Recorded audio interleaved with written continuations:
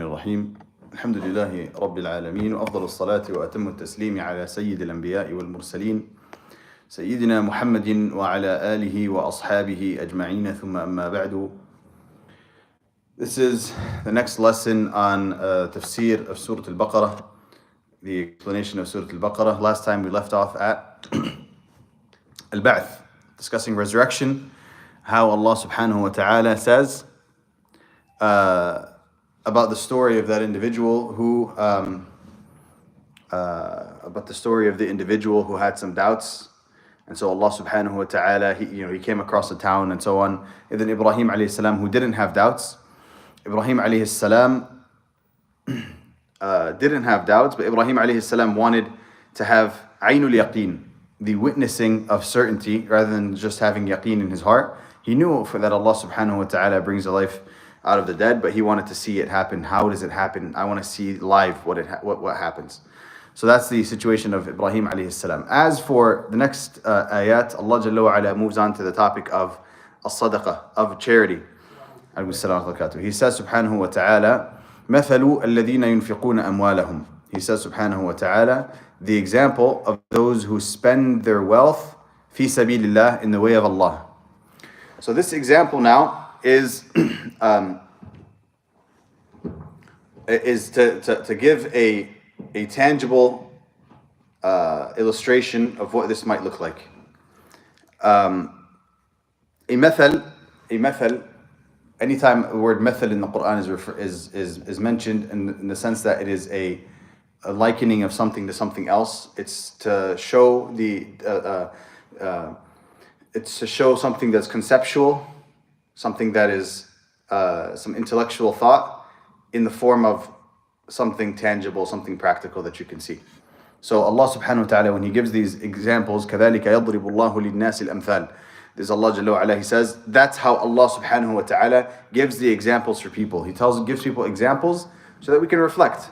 وَمَا يَعْقِلُهَا إِلَّا الْعَارِفُونَ.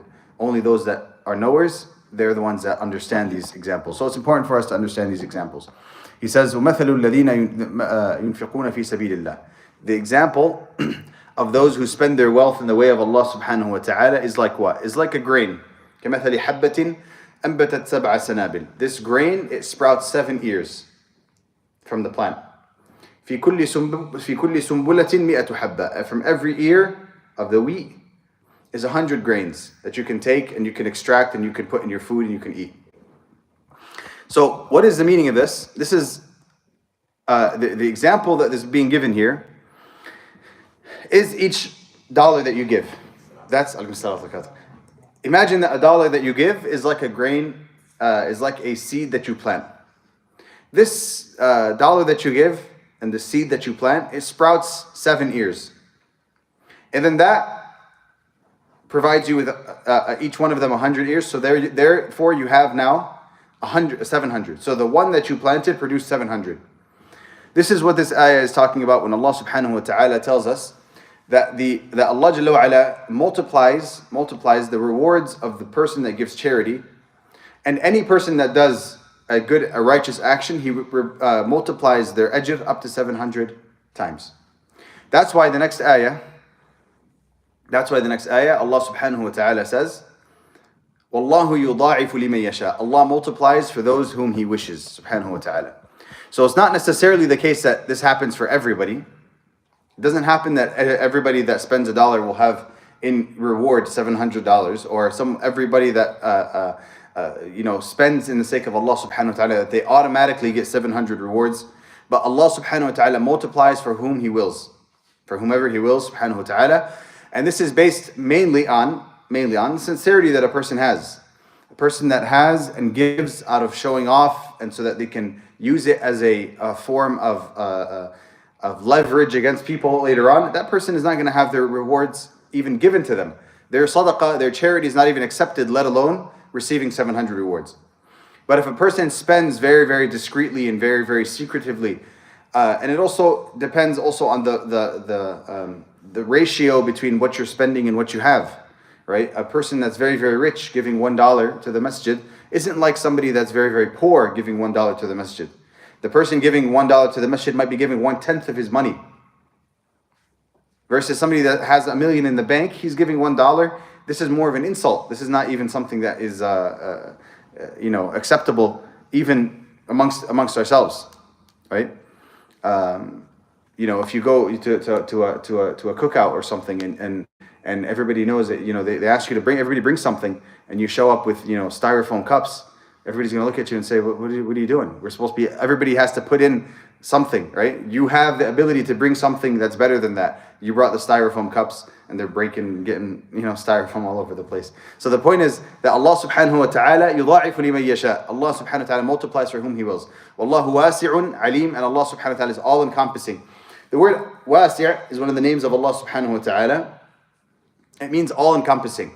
It's close to the word al-alim. Allah subhanahu wa ta'ala knows everything, but also encompasses everything. Nothing can fall outside of His realm, subhanahu wa ta'ala. Nothing falls outside of His dominion. So it's not just knowing everything, it's also the ability to control everything, subhanahu wa ta'ala. The ability to know, control, be understanding of, and truly care for. That's what encompassing means, al-wasi'. That's what the name of Allah subhanahu wa ta'ala, al-wasi' refers to. So then Allah subhanahu wa ta'ala, after giving that example of those that spend in the path of Allah subhanahu wa ta'ala, He then talks about types of people that spend in the way of Allah subhanahu wa ta'ala. He says, الَّذِينَ يُنْفِقُونَ أَمْوَالَهُمْ فِي سَبِيلِ اللَّهِ. Those who spend their wealth in the way of Allah. Then, ثُمَّ لَا يُتْبِعُونَ مَا أَنْفَقُوا مَنًّا وَلَا أَذَى. And then they don't follow up what they spent with reminders of generosity or with insults. What does this mean? If a person, like we said, uses their charity as a source of leverage so that they can tell someone later on, I gave you this, and I spent this much on you, and I did this and this and that, that person does not receive reward with Allah subhanahu wa ta'ala. Likewise, al-adha. Al-adha refers to speaking ill to somebody or insulting somebody when they give them the charity. So when Allah subhanahu wa ta'ala says, those that spend and don't do such and such, they will have their reward with Allah, then that means that those that do those actions that were prohibited, they don't have any reward. So if you spend charity, you might be giving $1,000, $2,000, $5,000 a month in charity to people, but you're doing al-man wal-adha. Al-man, reminding people of your charity, telling them, I did this and this and that for you, and al-adha, insulting them when giving it to them, saying, I'm going to give you again, I don't know why you're so broke all the time. What is this? You're broke, you have debts, what's going on? This is al-adha. You're not supposed to insult somebody when you give them. You're supposed to be discreetly and with honor and with dignity towards the person and towards yourself as well. That person, لَهُمْ أَجْرُهُمْ عِنْدَ رَبِّهِمْ. They will have their reward with their Lord, with Allah subhanahu wa ta'ala. When Allah Jalla wa ala specifies it to be with your Lord, with their Lord subhanahu wa ta'ala, that tells you that the reward here is an ukhrawi. It's a reward in the hereafter. It's a religious reward. The reward here is a religious reward. The reward here is not a dunya reward. Yes, a person could eventually, after spending on so many fuqara, so many of the poor people will start to mention that person and say, this person is very, very generous. This person is so giving. That's a reward in this dunya, but that's not the reward at the end of the day. That's not what the reward that we as Muslims are seeking from Allah subhanahu wa ta'ala. We're seeking lahum ajruhum inda rabbihim. They will have their reward with Allah subhanahu wa ta'ala. وَلَا خَوْفٌ عَلَيْهِمْ. And there will be no fear for them. Some people translate this as they will not fear. But it doesn't mean they will not fear. It means they will not fear and then some. So not only are you not going to be afraid, but others won't be afraid for you. So you can imagine somebody that does some extreme sport, for example. Maybe he's not afraid. Maybe he's a daredevil. He can go and do an extreme sport. He can go on jump off a cliff and do all these different things and bike in the mountains and so on. They don't have fear, but somebody could look at them and might have fear for them. They could have fear for them. In this case, the person here, not only does he not fear for himself in the hereafter, but also others that see them from far away, they won't fear for them because they're going to be completely in a safe situation. Secure, safe, protected by Allah subhanahu wa ta'ala. وَلَا هُمْ يَحْزَنُونَ. Nor will they grieve. And they do not grieve. Also in the hereafter, there's no more grief. Grief is one of the negative feelings that Allah subhanahu wa ta'ala takes away from the children of Adam once they pass away. Once they pass away and they go to Al-Jannah, now in that moment, in Jannah, there's no fear, there's no grief, there's no sadness, there's no jealousy, there's no anger, there's no animosity, there's no anything. It's only good feelings in Al-Jannah. Then Allah subhanahu wa ta'ala goes on to tell us, what if a person doesn't have money? Or they have a little bit of money, but they can't give that money away. What should they do? Somebody has $50 left in their bank account. Maybe they don't get paid for 1 or 2 more days. They can't give any sadaqah today. Nothing wrong with that. What should they do in that case? Allah Jalla wa Ala says, قَوْلٌ مَعْرُوفٌ, a kind word, وَمَغْفِرَةٌ, and forgiveness, خَيْرٌ مِّن صَدَقَةٍ يَتْبَعُهَا أَذًى, are better than giving charity and following that up with insults. So it's better for you to not give. It's better for you to not give and to have a kind word when somebody comes and asks you. They say, I need to borrow $50 from you. And you say, brother, may Allah subhanahu wa ta'ala give me and you. I can't assist you. And forgiveness. Who's the forgiveness is going to be from? The forgiveness is going to be in the case that sometimes some of the fuqara, some of the poor people, they might verbally insult you and say, "Well, you're broke now. What are you this? What are you that?" They start saying, "What, are you being stingy on me?" So that's where you have to have forgiveness. The person is very frustrated. Most likely, he's behind on bills. And he came to you thinking that you would be his lifeline, and now you don't have, and you're telling him no, and you're saying, "May Allah give us both." He might resort to insults out of his anger, out of his frustration, out of his care for his own family. It's not right for him to do it, but also Allah subhanahu wa ta'ala is saying, "Maghfirah," give them forgiveness. Maghfirah, forgiveness, is different from afu, which is pardoning. Pardoning is when you let is where you don't retaliate. Pardoning is when you don't retaliate. So, for example, if a person is pardoned, a pardon in court, it means that there's an acceptance that he's committed the crime, and now I'm letting him go. After he's committed the crime, I'm letting him go. I'm pardoning him for his crime. I'm acknowledging that the crime is there, but I'm saying you're off the hook for the consequences of the crime. But the word forgiveness, maghfirah in Arabic, comes from the word ghafara. Ghafara means to cover something. So not only is that person not going to be held accountable in the sense that you're not going to remember the crime, you're not even going to remember the crime, let alone punish them for it. So a person is approached by a faqir, a destitute or poor person. He says, "Can I have something from you?" You tell them no. You give them a good word. They say some insult to you because you didn't have for them. That's when you retaliate with forgiveness. قَوْلٌ مَعْرُوفٌ وَمَغْفِرَةٌ. That's better for you. خَيْرٌ مِّن صَدَقَةٍ يَتْبَعُهَا أَذًى. It's better for you than giving the charity and saying, "You know what, this is my last $50, and you give the charity, and you say, "You know what, you're always coming to me, this is my last $50, you're very annoying, you're very needy, here's the money, just leave me alone." That charity that you gave, you didn't get any rewards for it. All you got was the sin of insulting a poor person that was asking. So that's why Allah subhanahu wa ta'ala says saying a kind word and forgiveness is better than giving the charity and then insulting them. And not just giving the charity, even giving the charity and going inside to your spouse and saying, "This poor guy, I had $50, I was going to buy this and that with it, I was going to fill up my car with gas, and this guy is always asking me," and that's also adha. You've insulted the person. It's better for you to not give in that moment. And just give them a kind word. Tell them, "May Allah subhanahu wa ta'ala give us both. I'm sorry, I apologize." You apologize to them. And then if they retaliate with an insult, you forgive them. And that's better than giving charity, following that with an insult. Wallahu ghaniyyun halim. And Allah subhanahu wa ta'ala is rich and forbearing. So Allah subhanahu wa ta'ala is rich. When we give for the sake of Allah subhanahu wa ta'ala, we're not doing it because Allah is in need of our wealth.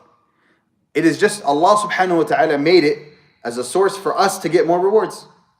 So if you can't give and you don't want to give, don't think that you're giving, and because you're giving, you're making Allah subhanahu wa ta'ala richer.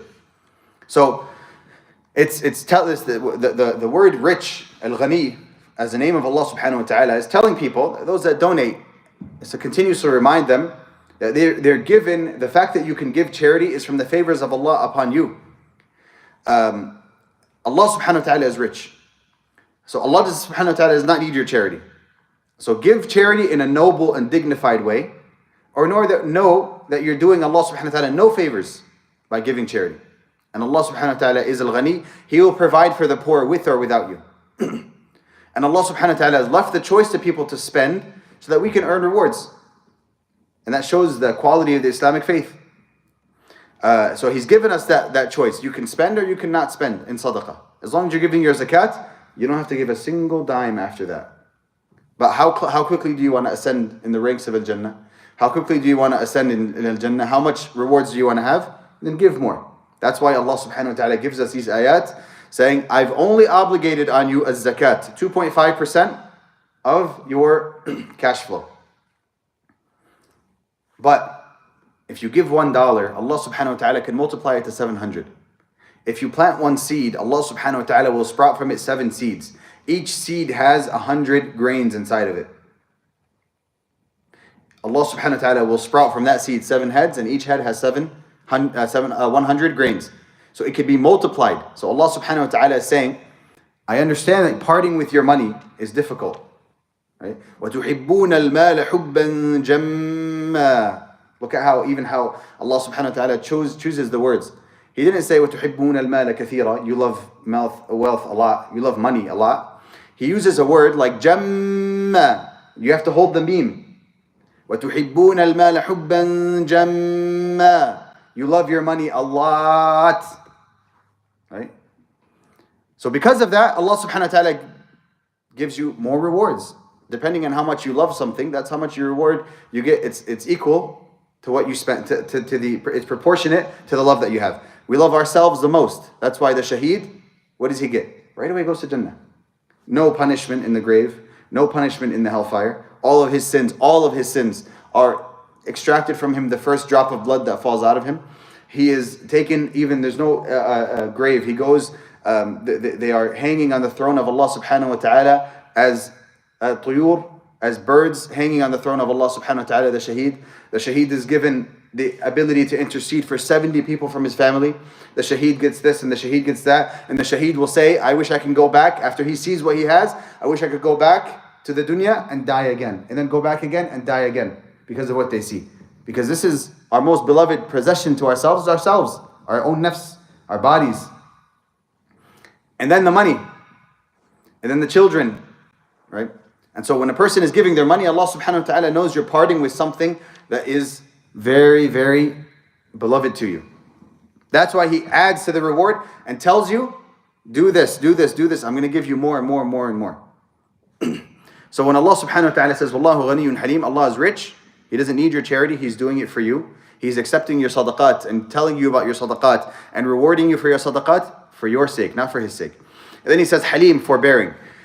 Forbearing is somebody that is, we usually use the word patient for this word in English. We talk about somebody that's patient, somebody that can go through a difficult situation and not react. He can be insulted and he doesn't react. We usually call that person patient. But the true word that really captures this is forbearing.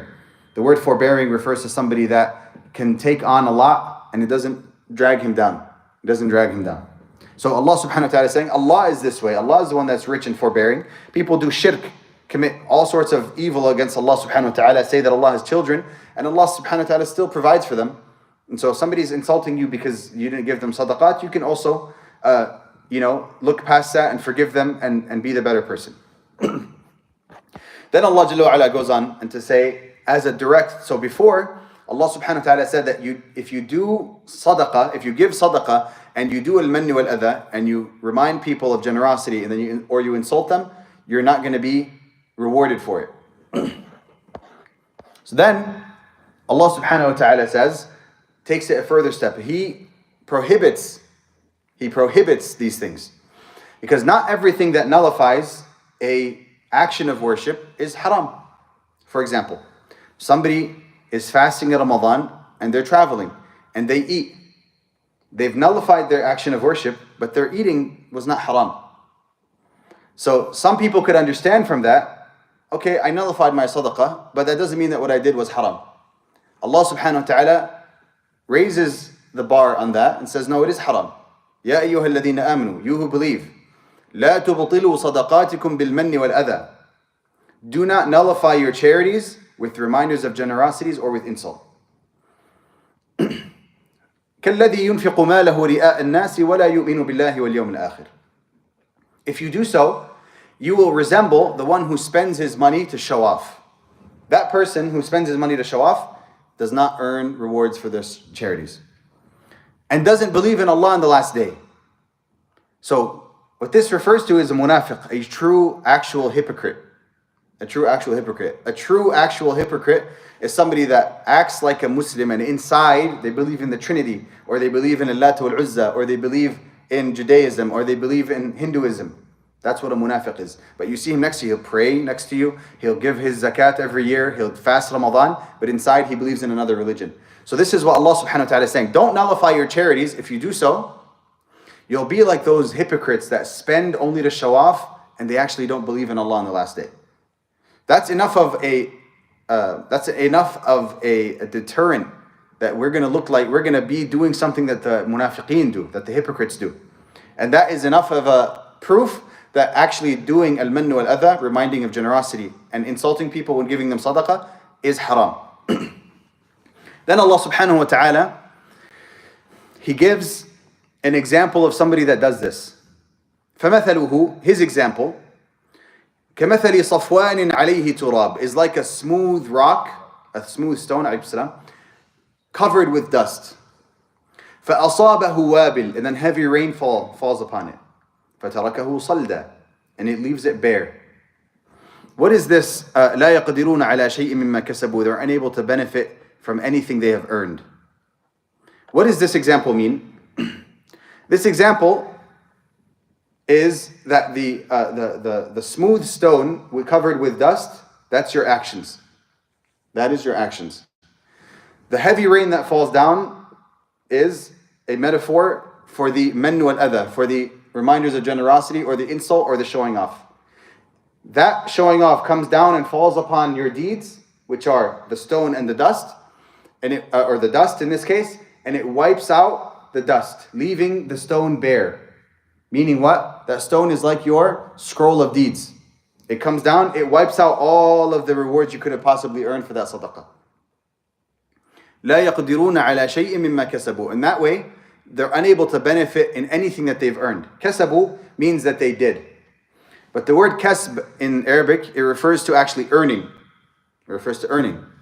But what you do is not what you earn, right?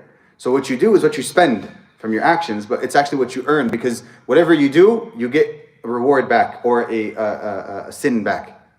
You get either a good deed back or a hasana, or you get a sayyi'ah. So that's why when Allah subhanahu wa ta'ala refers to people, جَزَاءً بِمَا كَسَبَتْ أَيْدِيهِمْ, that is the reward for what their hands have earned. Meaning what? The hands did, and you earned back something else, which is a reward or a sin.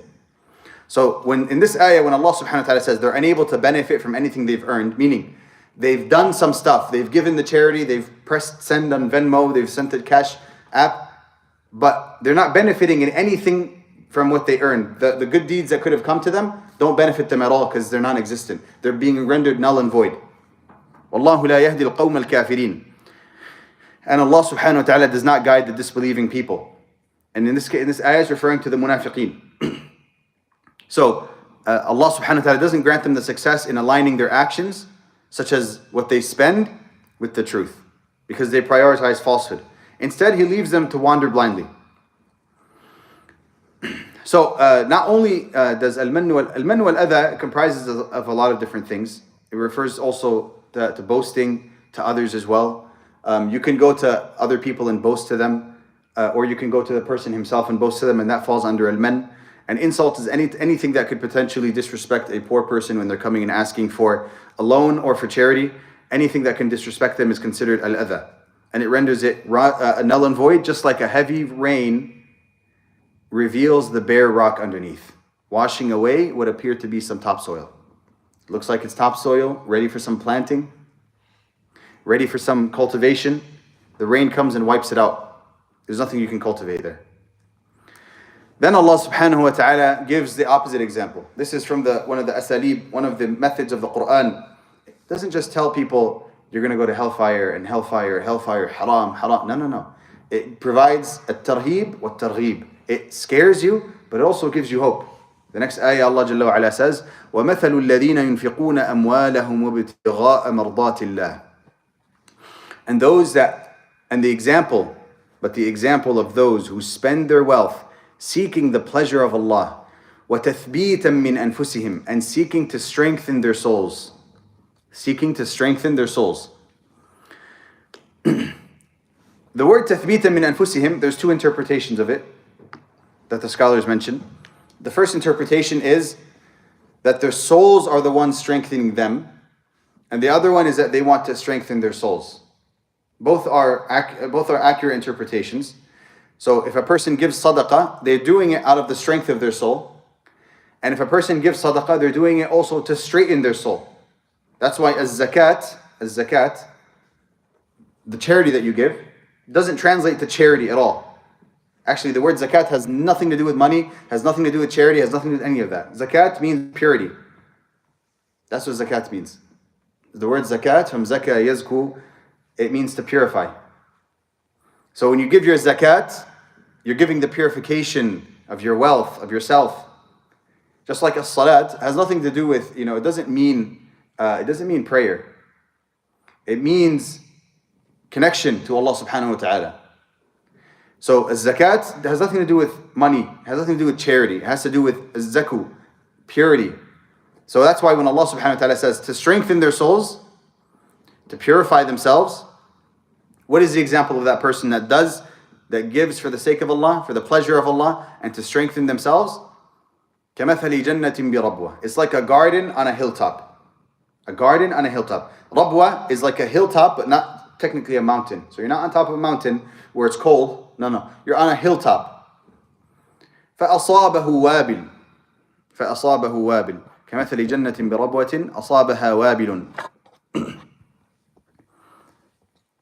كَمَثَلِ جَنَّةٍ بِرَبْوَةٍ أَصَابَهَا وَابِلٌ. It was hit by heavy rain. فَآتَتْ أُكْلَهَا ضِعْفَيْنِ. And so it doubles its produce. Meaning what? Imagine that you have a garden on top of a hilltop. And then some rain comes down, a heavy rain. And so for that season, you produce double the fruit. So the example there, the heavy rain, is not the riya in this case. In this case, it's not the showing off, it's not the reminders of generosity. Now the heavy rain is actually the sincerity and the seeking the pleasure of Allah and the seeking of the strengthening of your soul. That's what comes down. It falls upon the soil that you've planted and upon your fruit and your garden and your trees, which is your actions. فَآتَتْ أُكْلَهَا ضِعْفَيْنِ. And it is double the produce, meaning you get double the rewards. Meaning what? That the more sincerity you have, the more you want the pleasure of Allah subhanahu wa ta'ala, the more your rewards are doubled. This is what this ayah implicitly tells us. Right? That's why I told you before in the beginning, وَاللَّهُ يُضَاعِفُ لِمَنْ يَشَاءُ. Allah multiplies for whom He wills. It's based on your sincerity. This is the proof for that. Because Allah subhanahu wa ta'ala, He's saying, those that spend seeking the pleasure of Allah and to strengthen themselves, Allah multiplies their produce, which is the effects of their rewards. Then Allah subhanahu wa ta'ala says, فَإِن لَمْ تُصِبْهَا وَابِلٌ فَطَلٌ. Even if a heavy rain doesn't fall upon it, even a drizzle will be enough to produce something. So even a little bit of sincerity is enough to produce fruit. Even a little drizzle is enough to produce rain for the season, is enough to produce the fruit that you need for the season. So even if a person has less sincerity, maybe they maybe they had to fight their soul a lot to give that sadaqah or that zakat, but because they did it, it's like a tal, it's like a small drizzle that falls down, but you still receive produce from that. So in this illustration, Allah subhanahu wa ta'ala is talking about the quality of your charity. So the fertile garden, it thrives whether you give it heavy rain or small drizzles. Right? And that's how the believer is. The charity that you give, they're fruitful and they're accepted by Allah subhanahu wa ta'ala, regardless of the quantity. As long as they're sincere and seeking the pleasure of Allah subhanahu wa ta'ala. So this tells us how we should, this tells us why we're supposed to be having more sincerity to Allah subhanahu wa ta'ala. Then Allah Jalla wa Ala talks about somebody that spends in the way of Allah subhanahu wa ta'ala and then nullifies it by doing al-mannu al-adha. Another example. The first example is the person that has the soil and then it's wiped away by the rain. This is another example. Saying, أَيَوَدُّ أَحَدُكُمْ, would any one of you wish أَن تَكُونَ لَهُ جَنَّةٌ, that he has a garden. أَن تَكُونَ لَهُ جَنَّةٌ مِّن نَخِيلٍ وَأَعْنَابٍ, he has a garden filled with date palm trees, and grapevines. لَهُ فِيهَا مِن كُلِّ الثَّمَرَاتِ, in which he has all kinds of fruit. Okay, yeah, we would love that. We would love to have a garden of date palm trees and grapevines and all sorts of fruit are growing there. Okay, فَأَصَابَهُ الْكِبَرُ, and then you're stricken with old age. أَصَابَهُ الْكِبَرُ, asaba means there's an isaba, it's like you've been stricken with it. You've been stricken with old age. It's different from saying, and he's old. Right? Old, you can still do all sorts of stuff. You can go to the gym and see tons of old people walking at 5 a.m. Old has nothing to do with it, but you're stricken by the effects of old age. You can't cultivate your garden anymore. وَلَهُ ذُرِّيَّةٌ ضُعَفَاء, and you have weak children. You have kids that could potentially help you. They're weak. They can't help. فَأَصَابَهُ إِعْصَارٌ, then it's hit by a whirlwind. فِيهِ نَارٌ, containing fire. فَاحْتَرَقَتْ, and then burns it down. Would anyone like that? No one would like that. No one would like to have this example of a hard-earned, hard-cultivated, hard work put into a beautiful garden with all sorts of fruit, and they can't take care of it because old age has crippled them, and they have kids that are weak, and then a whirlwind comes, burns down their entire garden. So if you don't like that for the hard work that you do, when it comes to your garden, the tangible things that you have in this dunya, and the same can be said about your house. Would anyone like to have a beautiful house with a nice pool, and they take care of it, and then they get hit by crippling old age, and their kids don't know how to change a light bulb in their house, and then the house gets hit by a tornado and then it gets burnt down? None of us would like that. But then Allah subhanahu wa ta'ala says, كَذَلِكَ يُبَيِّنُ اللَّهُ لَكُمْ آيَاتِهِ. That's how Allah clarifies His signs to you, so that you may reflect. لَعَلَّكُمْ تَتَفَكَّرُونَ, so that you may reflect. So to think, what is this example? This example is another illustration of what it means for somebody to nullify their charity with reminders of generosity or with insult. The charity before these actions was as beautiful as the garden that was described by Allah Azza wa Jal. But then it was stricken down by these flaws. It leaves it non-existent after being burnt to nothingness. Just as the deeds are left null and void by those very heinous sins. So those deeds, this ayah is talking about فَأَصَابَهُ الْكِبَرُ, a person is old age. Meaning what? That the garden that they have, they must have built it when they were still younger. Right? Because he says فَأَصَابَهُ الْكِبَرُ, he was stricken by the old age. So he must have reached old age, and then the old age crippled him. So that means that this person, he built this garden a long time ago. So this tells us what? Whether you gave your sadaqah 25 years ago or 50 years ago when you were still 20 years old, or you gave it when you were 18, you're not allowed to do al-mannu al-adha until the day you die. It's not like there's a statute of, what do they call it? The statute of limitation. It's like, oh, now I've reached 50 years on giving that sadaqah, now I can go back and remind them. Now the person is rich. Maybe the person I was giving sadaqah to 10 years ago, maybe he's richer than me today.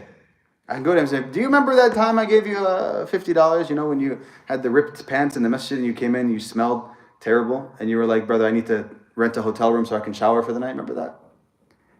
That's the example of this person. All that sadaqah that you gave before to this person, that charity that was so sincere and so good for the sake of Allah subhanahu wa ta'ala, was a beautiful garden being raised by Allah Azza wa Jalla in the Jannah for you. A beautiful seed that you planted that gave you 700 rewards. What you've just done to it is فَأَصَابَهُ إِعْصَارٌ, you were stricken with a whirlwind. فِيهِ نَارٌ, containing fire. فَاحْتَرَقَتْ, you burnt it all. It's all gone. So why is this? The religion of Allah subhanahu wa ta'ala, Allah Jalla wa ala, Muhammad alayhi salatu wasalam, the religion of Islam, is very keen and cautious of making sure that all Muslims feel the same, feel equal to one another.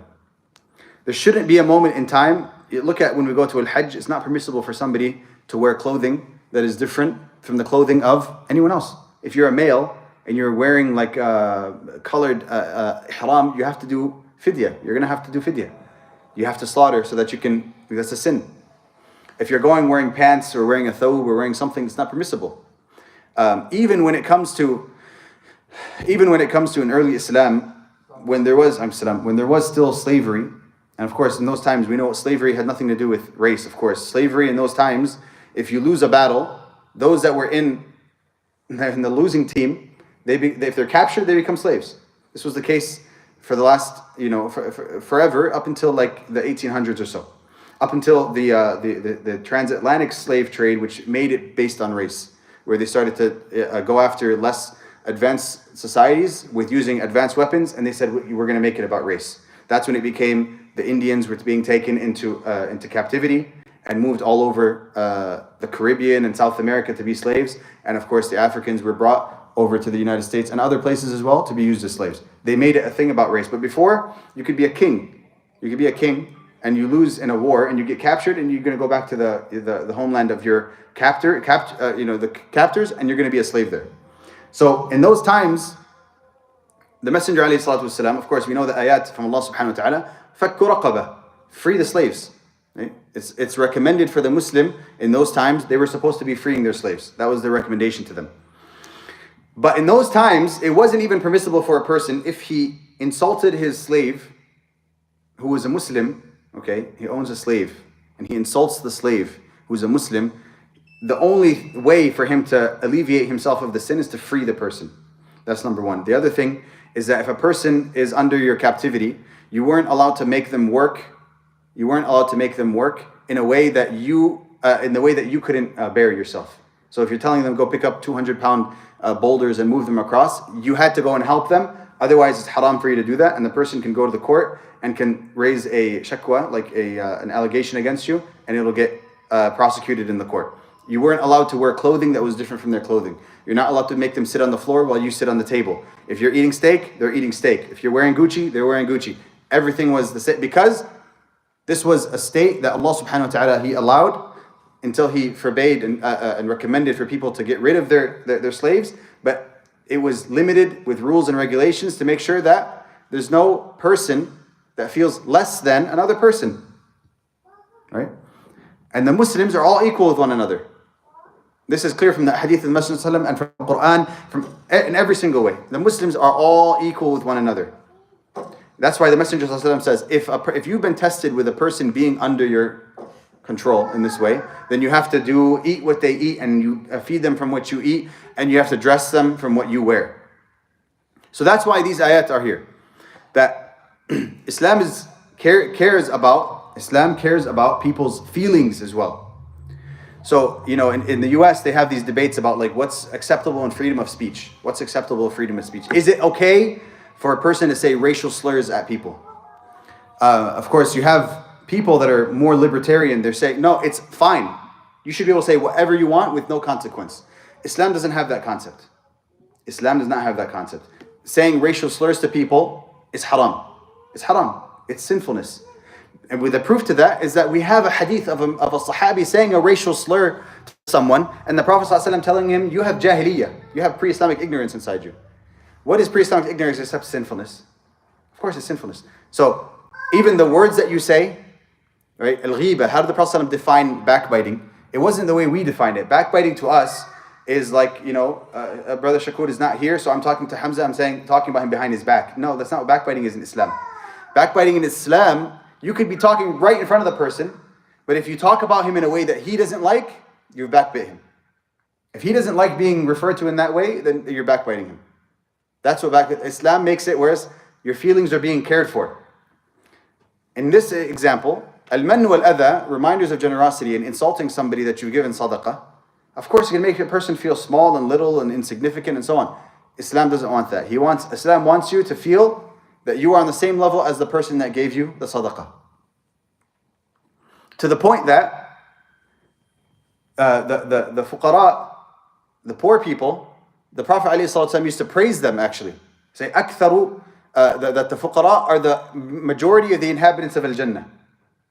And would praise that, and he would praise people for going like, the Sahaba radiallahu anhum would praise people for going and eating with the poor people. Going and eating and sitting with the poor. كَانَ يُحِبُّ الْفُقَرَاء. وحب المساكين. There's a dua. There's a dua actually the Prophet used to say, I just remembered it. The Prophet says that one of the things he would ask for is حب المساكين, love of poor people. Right? So Islam wants to make every Muslim, rich or poor, on the same level. Just because you have more money, it doesn't mean that you're closer to Allah subhanahu wa ta'ala. And if you want to get closer to Allah subhanahu wa ta'ala, here's your brother or sister who is in the state of poverty. Allah Jalla wa Ala has given you the means to get closer to Al-Jannah by serving him, giving him money, helping him with his rent, helping him with his food, helping him with his bills. That will make you, a rich person, go to Al-Jannah if you help that poor person there. Then Allah subhanahu wa ta'ala goes on in the next ayah, he says, Ya ayyuha alladhina amanu. So this is talking about now, we've established the fact, okay, I'm giving sadaqah. I'm not going to insult somebody after I give it to them. I'm not going to remind them ever until the day I die about what I've done for them, and I'm never going to insult them about that charity. But you know what? I'm going to give a clothes donation. I have like some Walmart clothes. I'll keep the nice Gucci and Calvin Klein stuff for myself. I'll go buy the Walmart clothes, the used Walmart clothes I have in my drawers, and I'm going to go give it in charity. Allah subhanahu wa ta'ala addresses that person as well. Ya ayyuha alladhina amanu anfiqu min tayyibati ma kasabtum. You who believe, spend from the highest quality of the things that you've earned. وَمِمَّا أَخْرَجْنَا لَكُم مِّنَ الْأَرْضِ, and from what we brought forth from you from the earth. So, in this ayah, Allah subhanahu wa ta'ala, He's saying, don't just spend in charity for the sake of spending charity. Give something good. Give something worthwhile. Don't give charity, your 1970s Buick as charity. It has 250,000 miles. Probably you drive it out of the driveway, and it's going to break down right on the side of the road. And you say, brother, I gave you charity, brother. What are you doing? Brothers, oh Allah, accept my charity from me. وَلَا تَيَمَّمُوا الْخَبِيثَ مِنْ. Don't seek out the lowest quality, تُنْفِقُونَ, to spend from it. وَلَسْتُمْ بِآخِذِيهِ إِلَّا أَن تُغْمِضُوا فِيهِ. You wouldn't take it for yourselves except with your eyes closed. When somebody gives you something you don't like and you take it, you're like, all right, give me. You turn your face away and you're taking. You wouldn't take it unless you'd turned away like this. All right, sure, fine, I'll take it. So don't spend from the lowest quality of what you have. Spend of the highest. مِمَّا كَسَبْتُمْ, from what you've earned from your money. وَمِمَّا أَخْرَجْنَا لَكُم مِّنَ الْأَرْضِ, and from what we produce for you from the earth. So a person has, grains. They have watermelons. They have date palms. They have grapes and so on. They're not giving the lowest quality of those things, saying, you know what, the highest quality stuff goes to the market, I sell, and the lowest quality stuff goes to as-sadaqah. وَاعْلَمُوا أَنَّ اللَّهَ غَنِيٌّ حَمِيدٌ, and know that Allah subhanahu wa ta'ala is rich and praiseworthy. Again, he goes back to the concept of richness. To say that Allah subhanahu wa ta'ala at the end does not need your sadaqat. Your sadaqat are for yourself. Honor yourself. Give yourself a little bit of dignity. Respect yourself a little bit. You're giving sadaqah not for Allah. You're giving sadaqah for yourself. Seeking the pleasure of Allah, which ultimately results in ajr, rewards for yourself. Hamid and praiseworthy. Allah is praiseworthy. Meaning what? Be like Allah subhanahu wa ta'ala. Try to emulate this sifa, right? Emulate this attribute of Allah by being praiseworthy as well. Do things that are praiseworthy. Give the best quality things that you possess.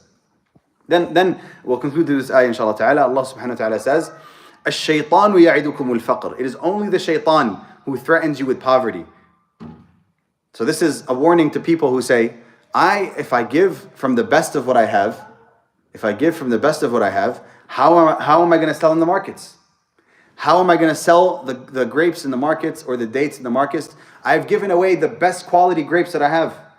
I'm going to go poor. I'm going to go broke. I'm going to lose my farm. I'm going to lose my business. Allah subhanahu wa ta'ala says, that thought is a shaitan threatening you with poverty. وَيَأْمُرُكُمْ بِالْفَحْشَاءِ, and commanding you to immorality. The immorality here isn't al-fahsha that we know. Right? The Mufassirin all mention this, the scholars of Tafsir. They all mention this immorality here isn't the same immorality that we know, which is zina. No, this immorality here is withholding. It's immoral for you to withhold when you're supposed to be giving your zakat and your sadaqat. The shaitan threatens you with poverty, so he tells you, don't give the best of what you have, and he commands you to immorality. He commands you to what? To withdraw and not give any money at all. Wallahu ya'idukum, but Allah promises you, maghfiratan minhu wa fadla. He promises you forgiveness from him and fadl. Fadl means increase. Fadl means increase, but it also sometimes means bounty. Like anything that is good from Allah subhanahu wa ta'ala is called fadl. But also in this particular case, it means increase. So it's not just referring to if you spend, Allah will give you X, Y. No, it means that if you spend, Allah will give you an increase of what you've spent from. That we find that in the hadith of the Messenger ﷺ, where he says, "Ma naqasa malu abdin min sadaqah." That the slave, that the slave of Allah, his money has never been decreased because of his charity. So this is what this ayah is saying. Allah ya'idukum, He promises you forgiveness if you spend, and He promises you fadl as well, an increase on what you had before. Wallahu wasi'un alim, and Allah is all-encompassing and all-knowing, subhanahu wa ta'ala. So inshallah next time we'll continue with ayah 269 بإذن الله سبحانه وتعالى. أقول قولي هذا وأستغفر الله العظيم لي ولكم. سبحانك اللهم وبحمدك نشهد أن لا إله إلا أنت أستغفرك ونتوب إليك.